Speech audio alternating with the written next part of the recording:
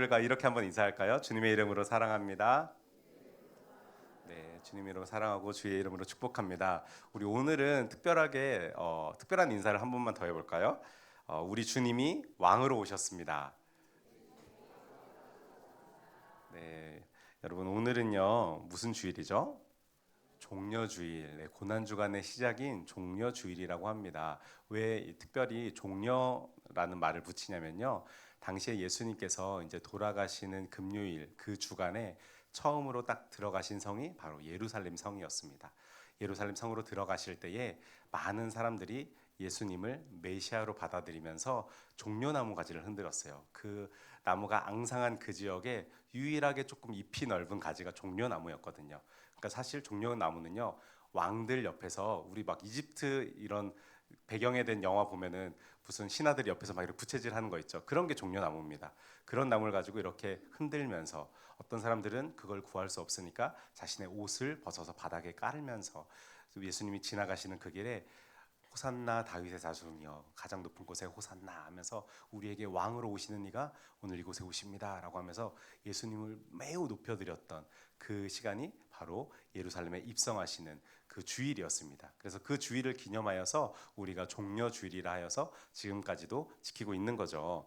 그런데 이 삼부 예배를 꾸준히 나오시는 분들은 약간 이상한 점을 느낄 수도 있을 것 같습니다. 어떤 게 이상한가요? 별로 안 이상한가? 네, 어떤 게 이상하냐면요, 여러분 제 설교를 삼부 예배를 꾸준히 나오시면서 이 청년 예배를 나오시면서 꾸준히 들으시는 분들은 아시겠지만 올해는 제가 예수님의 이야기를 처음부터 사복음서의 이야기를 순서대로 이렇게 쭉 나가고 있었습니다. 기억나시나요? 그래서 막 예수님이 12살 시절 때 이야기도 한번 했었고 그 뒤로 막 세례 요한 이야기도 하고 막 이런 얘기들 많이 했었잖아요. 그런데 여러분 오늘 말씀은요. 예수님이 십자가를 지시기 위해 예루살렘으로 입성하는 장면이 바로 오늘 종려주일의 메인 주제입니다, 사실은. 그런데 이 주제는요, 복음서의 마지막에 나와야 할 본문인 거죠, 사실은. 그래서 실제로 여러분 마태, 마가, 누가는요, 그렇게 기록이 되어 있습니다. 마태복음의 끝에, 누가복음의 끝에, 그리고 마가복음의 끝에 예수님의 이 마지막 행적이 기록되어 있습니다. 그런데 특이하게도요, 요한복음은 이 사건을 예수님의 사역의 가장 앞부분인 심지어 우리 지난주에 뭐 했었죠? 물이 변하여 포도주 됐네 이거 같이 얘기 나눴었잖아요. 그 예수님의 첫 번째 기적 다음의 이야기로 이 예수님의 예루살렘 입성의 이야기를 담고 있는 것입니다. 그럼 여러분 궁금하지 않습니까? 안 궁금하나요? 맨날 저만 궁금해요. 저는 이게 되게 궁금하더라고요. 요한은 왜 이 사건을 앞으로 가져왔을까? 많은 복음서를 쓰는 사람들은 항상 그 뒤에다가 배치를 했는데 요한은 이 이야기를 요한복음 2장에다 갖다 배치했단 말입니다. 거기에는 이유가 있습니다, 여러분. 이게 마태, 마가, 누가와는요 다른 관점으로 책을 썼기 때문인데요. 네, 네 잠깐 레드선 네, 네 해주신 네, 저도 깜짝 놀랐어요. 큰 쥐가 나타났다고 생각합시다. 네, 네 제가 성경 상식 하나 말씀드릴게요. 네, 성경 상식 하나. 여러분 사복음서는요 분류를 이렇게 합니다. 공관복음이라는 복음서와 그리고 요한복음 이렇게 두 가지로 구분하는 게 이 복음서를 나누는 기준이거든요. 그러면 공관복음은 무엇일까요? 제가 한자를 일부러 써놨는데 공관은요 함께 공 볼관입니다. 그러니까 함께 공통된 관점으로 이 이야기가 써져 있었다라는 이야기가 공관복음이란 뜻이에요. 그래서 마태, 마가, 누가 같은 경우는요 예수님의 인생을 일대기처럼 써졌습니다. 태어나심부터 하여서 이제 공생애를 하시고 십자가에 달려 돌아가시고 부활하신 이야기까지 그 이야기까지를 이렇게 마태, 마가, 누가가 쓰면서 여기서 강조한 게 있어요. 마태, 마가, 누가는요 인간의 몸으로 입고 오신 예수님 그것을 굉장히 강조합니다. 그런데 여러분 요한복음은요 좀 다릅니다. 왜 공간복음과 요한복음으로 구분하냐면요. 요한복음 자체는요. 바로 이 공간복음이 기록된 지 약 60년 뒤에 써진 책이 요한복음이에요. 그 말인즉슨 무슨 의미냐면요. 그 사복음서 앞에 이 공간복음이 써진 다음에 60년 뒤는요. 초대교회에 엄청난 박해가 있었던 시절입니다.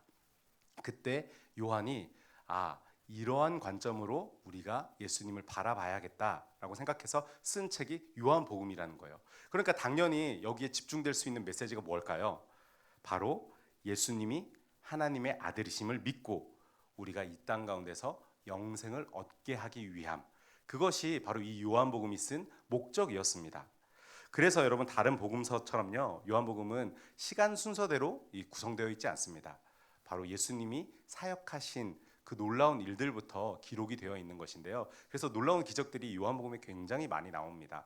그러면서도 요한이요, 특별히 이 예루살렘의 입성의 모습을 사역의 초반으로 가져와서 기록한 이유는 무엇일까요?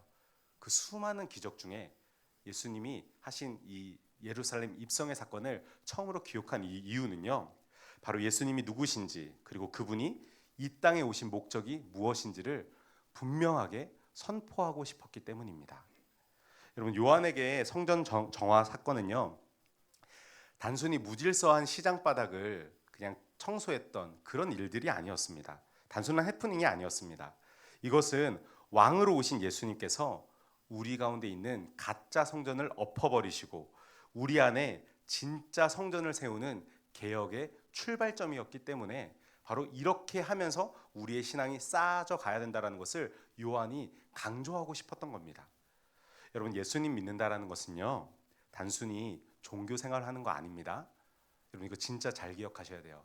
단순히 예수 믿는다는 게요, 교회에 나와서 그냥 예배드리고 손 들고 찬양하고 내가 그럴싸하게 기도하는 그런 모습, 그런 게 종교 생활이 아니라는 거예요. 신앙 생활이 아니라는 겁니다.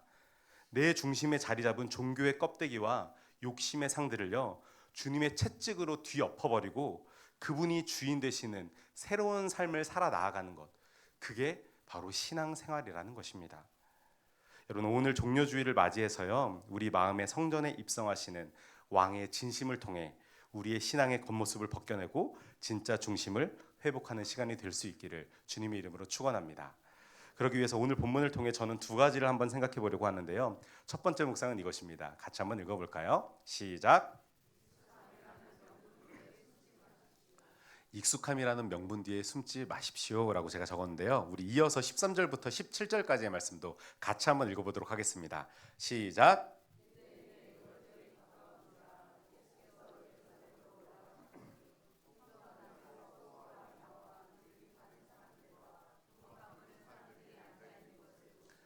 노끈으로 채찍을 만드사 양이나 소를 다 성전에서 내쫓으시고 돈 바꾸는 사람들의 돈을 쏟으시며 상을 엎으시고 비둘기 파는 사람들에게 이르시되 이것을 여기서 가져가라.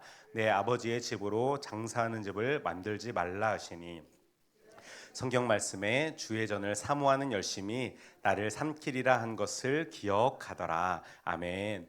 여러분, 13절 말씀 보면요, 어떤 날이 가까워오고 있다고 합니까? 6월절이라는 게 가까워오고 있다고 합니다. 6월절이 뭐죠, 여러분? 어떤 날이죠? 네, 제가 그래서 성경 상식 6월절 또 하나 준비해봤는데 6월절 이런 날입니다. 넘을 유, 건널 월, 절기 절 해서 6월절인데 우리나라는 절기라고 하면 우리나라의 절기는 어떤 게 있죠? 설날, 추석, 명절입니다. 그게 절기예요. 이스라엘의 절기는 6월절이 굉장히 큰 절기인데요. 6월절이 어떤 절기냐면요, 바로 방금 어떤 유라 그랬죠? 넘을 유, 월, 덤날 월, 절기절 해서 6월절, 넘어간다란 뜻이에요. 뭔가가 넘어간대요. 그래서 영어 표현이 우리 청년들한테는 더 쉽게 다가올 수도 있는데 패스 오버입니다. 패스가 뭐죠? 옆에 사람한테 주는 거잖아요. 패스 주는데 오버는 그 사람을 넘어간대요. 그러니까 넘어간다라는 뜻이 가지고 있는 게 패스 오버라는 건데요. 여러분, 어떤 걸 넘어가는 겁니까? 그러면 이걸 알아야죠. 죽음을 넘어가는 겁니다. 근데 어떤 죽음이요? 출애굽기에 10가지 재앙이 나와 있었죠. 여러분, 10가지 재앙 다 기억하시나요? 피게 입하 가족음의 흑암 뭐 이러면서 막 저는 외우는데 그 흑암이 더려지면서 첫째 아들은 모두 다 죽는 거에 바로 10번째 재앙이었습니다. 근데 이 10번째 재앙은요, 놀라운 것은요, 여러분, 이 재앙들 10가지를 보면요, 이스라엘 백성들이 있었던 고센 땅에는 이 재앙이 미치지 않았어요.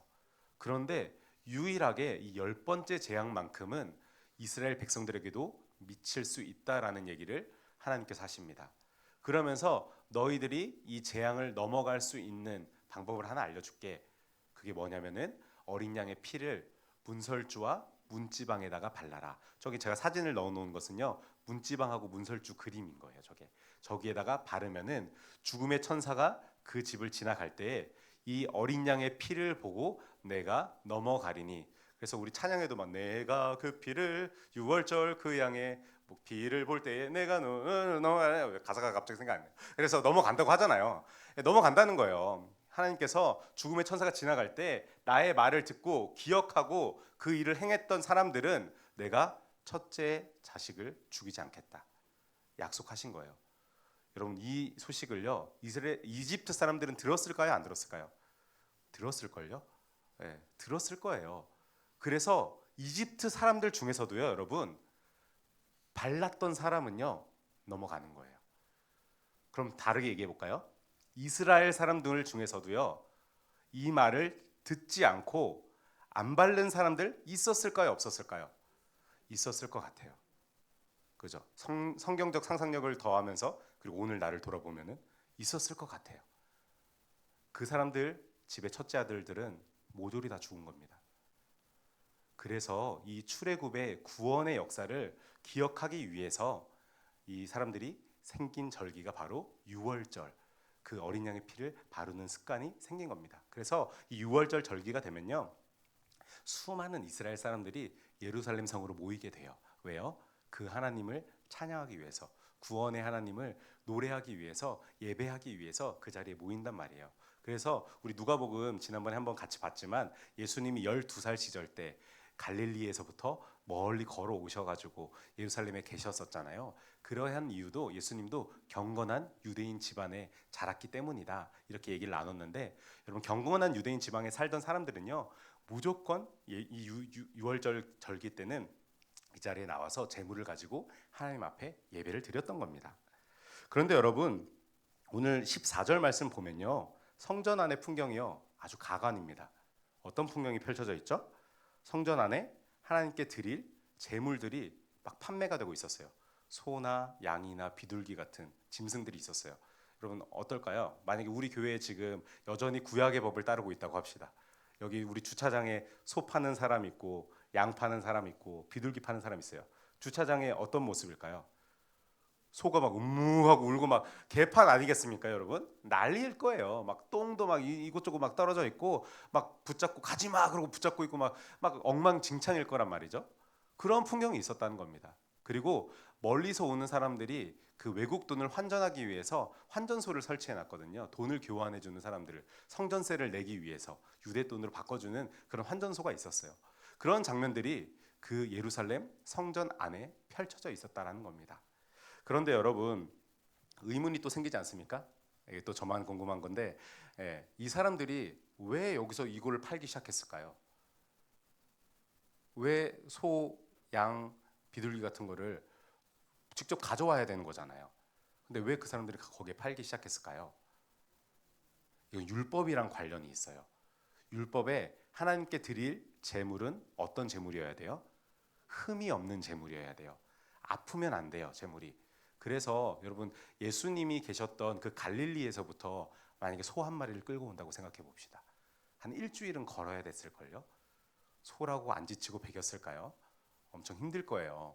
그 소나 뭐 양이나 비둘기 같은 것들을 가져올 때면은요, 뭐 여기 입구까지 안전하게 가져왔는데 갑자기 소가 계단 올라가다가 발목을 접질렸어요. 그거 하나님께 드릴 수 있어요, 없어요? 없는 거예요. 흠이 있는 제물이기 때문이에요. 그래서 그러한 위험 때문에 이 사람들의 편의를 위해서 제물을 성전 안에다가 멀쩡한 애들을 팔기 시작했던 거죠. 사람들의 편의를 위해서. 그리고 여러분, 환전도 마찬가지입니다. 멀리 있는 외국인들이 언제 이 외국에서 살던 유대인들이 어떻게 돈을 환전을 해가지고 또 이렇게 부랴부랴 가져왔겠어요. 지금처럼 카드로 바로 뽑을 수 있는 시대도 아니고 그때는 진짜 현금을 뭉치로 가져왔어야 할 텐데, 그리고 성전에 내는 돈은 다 동전인 거 아시죠? 세겔은 동전입니다. 그래서 성전세를 낼 때는요, 커다란 나팔 같은 이런 그 헌금함이 있거든요. 거기에 들어갈 때 사람들이 동전을 붓는 겁니다. 지폐를 이렇게 넣는 게 아니라. 그래서 여러분, 부자들은 부을 때 어떤 소리가 날까요? 촤락 소리가 나겠죠. 그런데 좀 가난한 사람들은 땡그랑 이렇게 나요. 그러면 사람들이 샥 쳐다보면서 뭐야, 하나님께 나오는데 저만큼밖에 헌금 성전세를 안 내? 그래서 여러분 우리 막 성경에 보면은 나중에 우리 설교 때 또 얘기하겠지만 가난한 여인의 두 렙돈이 여기서 나오는 거예요. 예. 그러니까 성금을 어떻게 알았을까? 또 이거 궁금하지 않습니까? 저만 궁금해. 성경 보면서 맨날 저만 궁금. 저 궁금해서 찾아봤더니 소리 때문에 아는 거예요. 사람이 얼마를 냈는지를 소리 때문에 아는 거예요. 그러니까 여러분 이 지금 성전세를 내려고 멀리서 온 사람들이 이거를 현금을 교환할 때 환전소가 필요하면은 있으면은 얼마나 편하겠습니까? 그래서 이 성전 안에 환전소도 있었던 거예요. 그런데 여러분 문제가 이게 그럼 없는 거 아닙니까? 사람들이 편하게 그럼 예배드릴 수 있게 해주고 재물도 하나님 앞에 바칠 수 있게 해주고 하는 거 편한 일 아닙니까? 좋은 일 같습니다. 그런데 여러분 우리 예수님께서는요 왜 노끈으로 채찍까지 만드셔서요 소나 양들을 다 쫓아내 버리시고 그들의 환전상을 다 뒤엎어 버리셨습니다. 왜 그러셨을까요? 여러분 처음에 이들은요 아마도 신앙을 돕기 위한 서비스로 이 일들을 시작한 것은 맞습니다. 그런데 시간이 흐르면서요 이 편의가 당연함이 되었고요. 그리고 하나님께 드리는 예배보다 장사로 벌이는 돈으로 인해서 착취와 부패가 그곳에 심해졌기 때문입니다. 가령 이런 일들이 있었습니다. 대제사장이요 재물을 판별할 수 있는 그 힘이 있었어요. 그런데 그 장사꾼들이랑 결탁을 해서 뒷돈을 받고 멀쩡히 가져온 재물을 가지고 불합격 판정을 내버려버리는 거예요. 그럼 그 사람들은 어떻게 해요? 재물을 사야 되겠죠. 그런 일들이 이 성전 안에서 버젓이 일어났던 겁니다. 환전은 어떻고요? 부당한 이익을 취하기 위해서 말도 안 되는 세를 더 부과하면서 사람들에게 돈으로 삥 뜯는 그런 일들을 누가 했냐면요. 대제사장들이 했다니까요. 그 집단, 사두개인 집단들이 이 일들을 했던 겁니다. 여러분 그래서 이것을 보신 예수님이요. 그 자리를 모두 뒤엎어버리시면서 내 아버지의 집으로 장사하는 집을 만들지 말라라고 말씀하시는 겁니다. 다른 복음서를 보면은 내 아버지의 집은 기도하는 집이니 당장 썩 꺼져라라고 하면서 여러분 예수님의 언어가 그렇게 부드러운 언어가 아니셨을 거예요. 목수로 30년 사셨잖아요. 목수들 언어가 얼마나 거친지 아십니까? 예. 저 목수 아저씨 밑에서 한 막 1년 동안 따라다니면서 일한 적이 있었는데 굉장히 처음 욕부터 시작해서 욕으로 끝나요. 그래도 그냥 오케이 알아들어. 이 아저씨 언어구나 이렇게 알아듣거든요. 예수님도 굉장히 거친 언어 쓰셨을 거예요. 고상한 바리새인들의 언어 쓰지 않았을 거란 겁니다. 그래서 이들을 다 쫓아내 버리시고 성전을 깨끗하게 만들며 엄히 경고를 하셨던 겁니다. 오늘 함께 예배드린 여러분, 우리 신앙도요 이럴 때가 얼마나 많은지 모릅니다. 모태 신앙이라서 혹은 교회를 오래 다녀서요 우리 이 예배 형식에 너무나 익숙해져 있습니다. 찬양 가사가 입에 붙어 있고요. 악보 보지 않아도 눈 감고 찬양할 수 있을 정도로 우리 익숙해져 있습니다. 기도하는 모양도 그럴싸합니다.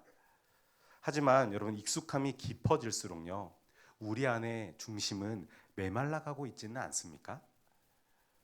주일 예배를 드리는 목적이 하나님을 만나는 기쁨이라기보다 안 드리면 뭔가 찜찜해서 아니면 친구들 만나는 소통의 장이 되기 때문에 이렇게 교회에 나오고 있지는 않습니까? 여러분 지난주에도 소개해드렸지만 이 보네퍼라는 사람이 쓴 나를 따르라라는 책에서는요 그가 이렇게 이야기를 하는데요. 값싼 은혜는 우리 교회의 철천지 원수다. 뭐라고요? 값싼 은혜는요 우리 교회의 철천지 원수라는 겁니다. 이게 무슨 말이냐면요 고민 없는 신앙, 희생 없는 예배, 중심이 빠진 종교적 행위는 주님이 보시기에 그저 장사하는 집에 불과하다라는 것입니다.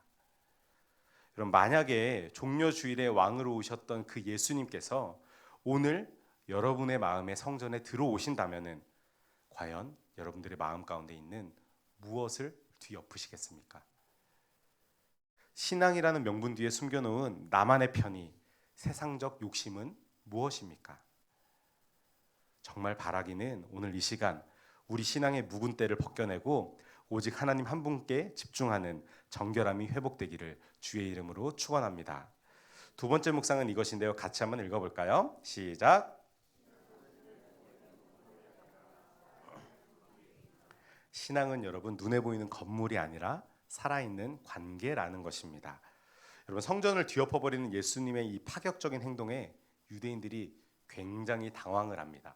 그래서 이렇게 이야기하죠. 18절. 이에 유대인들이 대답하여 예수께 말하기를 내가 이런 일을 행하니 무슨 표적을 우리에게 보이겠느냐. 성경은 너무 고상하게 말을 잘하는 것 같아요. 이게 무슨 말입니까, 여러분? 쉽게 말해서 야, 네가 무슨 권한으로 이 짓을 하는 거야 지금? 라고 말하는 겁니다. 여러분 한번 생각해 보십시오. 갑자기 우리 이렇게 예배 드리는데 갑자기 어떤 사람이 문을 열고 들어와가지고 갑자기 의자 막 넘어뜨리면서 니네가 드리는 예배는 똑바른 예배가 아니야. 그럼 우리 뭐라고 생각하겠습니까? 웬 정신 나간 사람이 들어와가지고 저 짓을 하고 있는 거야? 이단 아니야? 이단 아니야? 그 이제 쉽게 나오죠. 요즘 같은 때는 그런 얘기가 나올 겁니다. 그런데 이 예수님 행동을 보고 당시에 많은 유대인들 그리고 권력자들이었던 사두개인들이 예수님에게 지적을 하는 겁니다. 네가 뭔데? 무슨 권한이 있어서 이 자를 이렇게 더 엉망진창으로 만드냐라고 지적을 하고 있는 거죠. 그때 여러분 예수님께서요 이들한테 더 충격적인 말씀을 하십니다. 19절. 예수께서 대답하여 이르시되 너희가 이 성전을 헐라 내가 사흘 동안에 일으키리라. 아멘. 여러분 예수님이 이렇게 얘기하는 겁니다. 야, 이 성전을 헐어봐. 내가 사흘 동안 3일 만에 내가 이걸 일으킬게. 그러자 유대인들이 비웃으면서 이렇게 말하죠. 20절. 유대인들이 이르되 이 성전은 46년 동안에 지었거늘 네가 3일 동안에 일으키겠느냐 하더라. 여러분 이렇게 얘기를 하는 겁니다. 야, 이 성전 짓는데 46년이 걸렸어. 그런데 네가 3일 만에 일으킨다고? 허허. 말도 안 되는 소리를 하고 있네. 이런 얘기를 하는 겁니다. 하지만 여러분 성경은요 분명히 이야기하고 있습니다. 21절 말씀 우리 같이 한번 읽어보겠습니다. 시작. 아멘. 여러분 이 말씀 너무 중요한데요. 예수님이 뭐라고 하시죠? 성전된 자기 육체를 가르쳐 말씀하신 것이래요. 그럼 이게 무슨 말입니까? 예수님이 말씀하신 성전은 뭐예요? 바로 예수 그리스도라는 의미입니다. 여러분 이게 우리 아주 중요한 신학적 전환을 보게 되는데요. 유대인들에게 성전은요 헤롯이 지었던 화려한 건축물이 맞습니다. 왜냐면요 이 건물에만 있으면요 이 사람들은 어떻게 느꼈냐면요 하나님이 거기 계신다라고 믿었어요. 그래서 성전에 나아갔을 때에는 경건하고 두려운 마음으로 그 자리에 나아가고요 항상 제물을 준비해서 성전에 나아갔던 겁니다. 헤롯의 성전에 그 멋진 성전 안에만 하나님이 계신다고 생각했어요. 근데 여러분 웃긴 거는요 솔로몬이 이 성전 처음 지었잖아요. 솔로몬 이 성전 지으면서 그렇게 생각 안 했어요, 여러분. 솔로몬은 오히려 이 성전을 하나님 앞에 봉헌하면서요 하나님 그 높으신 온 세계의 주인께서 어떻게 이 작은 인간이 만든 성전에 갇혀 계시겠습니까? 그러나 주님 우리가 성전을 향해서 눈을 돌려 그 자리에서 기도할 때 아버지 나의 기도를 들어주시고 나의 기도에 하나님께서 응답하여 주십시오 하고 그런 마음으로 여러분 성전이 지었던 겁니다. 그런데 시간이 지나면서 이들에게 성전은요 곧 우상이 되어버렸습니다. 이 자리만 있으면요 자기가 성전에 들어와 있으면은 거룩하다고 착각을 했고요 성전에만 있으면 하나님과 함께하기 때문에 내가 온전하다라고 착각을 했다라는 겁니다. 그런 사람들에게 예수님께서는요 아주 핵폭탄을 떨어뜨려 버리신 겁니다. 아니 진짜 성전은 건물이 아니라 하나님과 소통하는 바로 나야. 너희들은 나를 통해서만 하나님께로 나아갈 수 있어. 내가 아니면은 하나님께로 나아갈 수 없는 거야. 내가 유일한 길이고 진리고 생명이야. 여러분 이 말씀을 유대인들에게 예루살렘에 입성하시면서 선포하셨던 겁니다. 여러분 이것이 오늘 우리가 회복해야 할 신앙의 본질입니다. 여러분 물론 제가 이렇게 말하면은 형식은 중요하지 않군요. 이렇게 착각하실 분이 있을까봐 말씀드립니다. 여러분 형식 중요합니다. 주일에 교회 나오는 거 여러분 중요해요. 주일 성수하는 거 중요합니다. 여러분 제가 오늘 말씀 준비하면서 어떤 그 목사님 쇼츠 같은 걸 하나 봤는데 부민교회를 담임하시는 박현명 이 목사님이 이런 얘기를 하시더라고요. 어떤 예화를 하나 들어주셨는데 오늘 설교에 너무 꼭 맞을 것 같아서 제가 그대로 좀 따와봤습니다. 어떤 이야기를 하셨냐면요. 어떤 교회에서 주차 공간이 너무 부족했었대요. 그런데 그 옆에 큰 넓은 공터가 있었답니다. 그런데 그 넓은 공터에 주인이 믿지 않는 사람이었대요. 그래서 이 교회에 이제 당직자들이 고민을 하다가 이거 한번 그 주인한테 얘기를 해서 주일에만 혹시 이 주차장을 개방하여 주실 수 있는지 한번 물어보기 위해서 찾아갔다고 합니다. 그래서 저희 여기에 주일에만 혹시 이 주차장을 개방해 주실 수 있을까요? 라고 물어봤더니 놀랍게도 그 주인이 흔쾌히 그럼요, 무료로 사용하세요 하고 그 공간을 내어줬다라는 겁니다. 그런데 한 가지 조건을 걸었답니다. 전체 52주 동안 다 쓰는 건 안 되고요. 51주만 사용하세요. 한 주는 사용하시면 안 됩니다. 이렇게 얘기를 했다고 합니다. 이유는 모르겠지만 어쨌든 51주나 그곳을 무료로 사용할 수 있었기 때문에 교회에 이제 관계된 분들은 너무나 기뻐해서 고맙습니다, 정말 감사합니다 하는 마음으로 열심히 그 공간을 사용했다고 합니다. 그렇게 몇 년간 이걸 잘 쓰고 있었는데요. 그런데 이렇게 잘 쓰다가 보니까 갑자기 한 주를 또 못 떼게 되잖아요. 그 한 주 동안에 불편함이 엄청 났던 겁니다. 그래서 이 교회 분들이 빌려줄 거면 다 빌려주지. 참 인간의 욕심이 참 끝도 없죠. 51주나 빌려줬는데 감사하지 못하고 빌려줄 거면 한 주 더 빌려주지. 왜 51주만 빌려주고 좀 그러지? 너무 이유가 궁금하다. 이렇게 해서 다시 몇 년 뒤에 그 주인을 찾아갔답니다. 찾아가가지고 저기 주인님이라니까 너무 이상하다. 저기요, 여기 왜 51주만 빌려주시고 한 주는 안 빌려주세요? 라고 물어보니까 그 주인이 대뜸 이렇게 얘기를 했다고 합니다. 여러분, 그래야 이 땅의 주인이 난 걸 알 거 아니요. 이 땅의 주인이 한 주 불편해야 내가 이 땅의 주인인 거를 당신들이 알고 감사하면서 쓸 거 아니요. 이렇게 얘기했다는 겁니다. 이렇게 얘기를 하면서 이 목사님이 이런 얘기를 하셨는데, 에덴 동산에 선악과가 있는 이유가 바로 이것이 아닐까라는 얘기를 한 겁니다. 그 땅에 있는 모든 실과 모든 것들 마음껏 사용해. 그러나 단 하나, 선악과는 너희가 만지지 마라. 왜요? 이 모든 게 하나님 거라는 거를 알기 위한 장치가 필요한 것이 아닐까라고 이 목사님 얘기해 주신데, 저도 무릎을 치면서 그럴 수 있겠구나 이런 생각이 되게 저도 동의가 되더라고요. 그런데 오늘 말씀을 보면서요, 여러분, 우리가 주의를 지키는 것 왜 중요할까요? 하나님이 우리 주인이라는 걸 기억하는 겁니다. 일주일 우리 마음대로 사는데요, 우리가 마음껏 우리가 살아갈 수 있지만요, 그 시간 동안에 하루를 기억해서 우리가 주일에 교회에 나오는 거, 하나님이 내 인생의 주인이라는 것을 고백하는 시간입니다. 나를 구원하신 분이 다른 분이 아니라, 내가 이 땅에 살아가게 하시는 분이 다른 분이 아니라 우리 예수 그리스도를 통해서 내가 이 땅에 살아가고 있다는 것을 고백하는 게 바로 주일에 예배를 지키는 겁니다. 여러분, 우리 헌금 왜 합니까? 우리 예물 하나님 앞에 왜 드리나요? 우리의 재정의 주인이 하나님이라는 것을 고백하는 겁니다. 우리가 모든 10의 9를 우리 마음대로 쓰지만 10의 1을 하나님 앞에 드리는 이유는요, 10의 9, 10의 10이 사실은 다 하나님 거지만 10의 1을 하나님 앞에 드리면서 주님께서 나의 모든 재정을 채워주셨습니다라는 고백이 11조에 담겨 있는 거예요. 그래서 우리가 하나님 앞에 예물을 드리는 겁니다. 여러분, 11조를 하지 않으면요, 우리는 하나님께 받은 것을 인색한 마음으로 받는 수밖에 없는 거예요. 우리의 신앙이 온전하게 되려면은요, 이런 11조나 주일 성수하는 거, 이런 형식들 매우 중요합니다. 그리고 우리 최고의 예배를 드리기 위해서 정말 열심히 연습을 해야 되고요, 준비하고 성전을 아름답게 꾸미는 거 너무 중요한 일입니다. 그런데 여러분, 문제는 뭐냐면요, 그 의미는 완전히 잊어버린 채 자꾸 형식에만 집중하는 데 있습니다. 아까 우리 헌금 2렙돈 떨어뜨린 과부의 여인 그 이야기 잠깐 했었죠. 여러분, 그 여인을 흘겨볼 이유가 있습니까?